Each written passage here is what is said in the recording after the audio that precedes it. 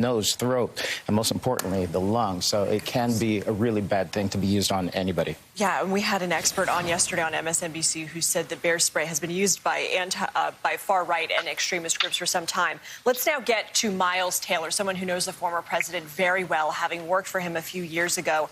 Miles is also former DHS chief of staff and the now revealed author of that viral anonymous op-ed in the New York Times detailing the Trump resistance within the White House. Miles, we are so happy to have you with us this morning. And we're talking about CPAC.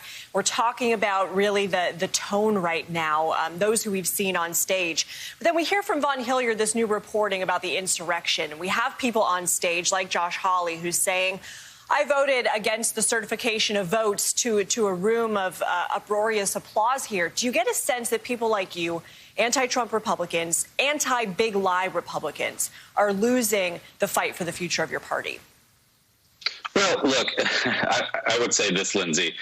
Never before in history has a loser tried so hard to look like a winner. And that's what Donald Trump and his acolytes are trying to do at CPAC right now. Okay, they're on a losing streak. And Donald Trump in particular is going to be this year on one of the most epic losing streaks we've seen in American politics, not just in the court of public opinion, but also in the courts of justice. Here's a man that people at CPAC think should be the standard bearer who is on, again, a killer losing streak in our politics. But I want to make an important point here. It's not just about Donald Trump not being able to win elections. If we continue to hold Donald Trump forward as the standard bearer of the Republican Party, we in that party will start to look like losers. And here's why. I want to give you a number: 50%. Donald Trump can't get to 50%. We just saw this in the most recent election.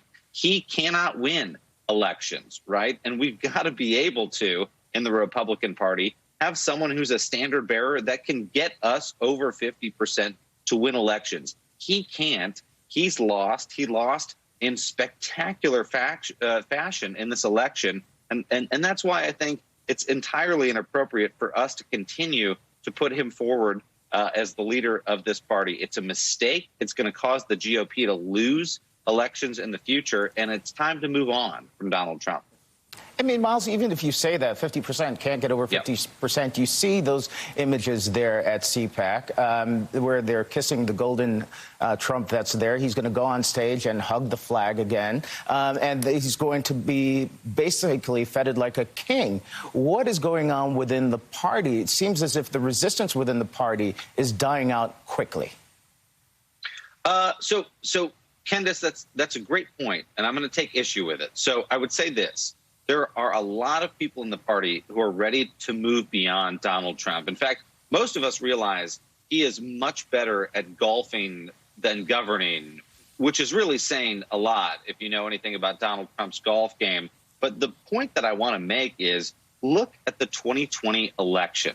7% of Republicans that voted for Donald Trump defected. They jumped ship and they voted for Joe Biden. And that is why Joe Biden is president of the United States. Donald Trump lost not because more Democrats came out. Donald Trump lost because his own voters defected from him. So I think that's an important point here, is that people are defecting from Donald Trump. And there's an enormous political movement right now at the center right. And that's actually something that right now we are working to harness. We are working to recruit candidates who can be winners rather than losers like Donald Trump, who can be winners and restore the GOP to principles-based governing. And I'm happy to share with you today.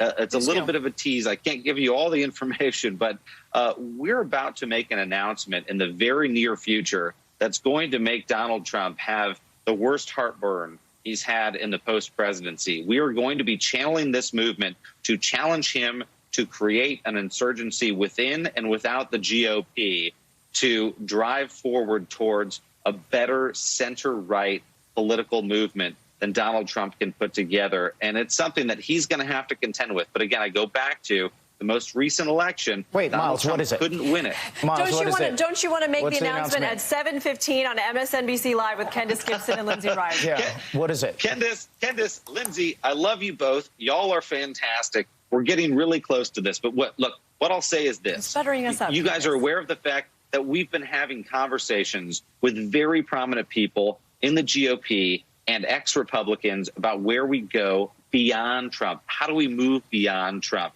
You're going to hear from us in the month of March about what's coming next. And what's coming next is going to make Donald Trump fear for his ability to continue to be a standard bearer of this party. We are going to channel this movement. We are going to rally people together in the center. We're going to bring the Republican Party back from crazy to rational as best we can. And Trump should be shaken in his boots. Very interesting. Miles Taylor there with a preview of an announcement. I think we have a sense of what it is, but we'll see. Part of the resistance that they're building. Miles, thank you. Appreciate it. We have one more weapon in the arsenal to fight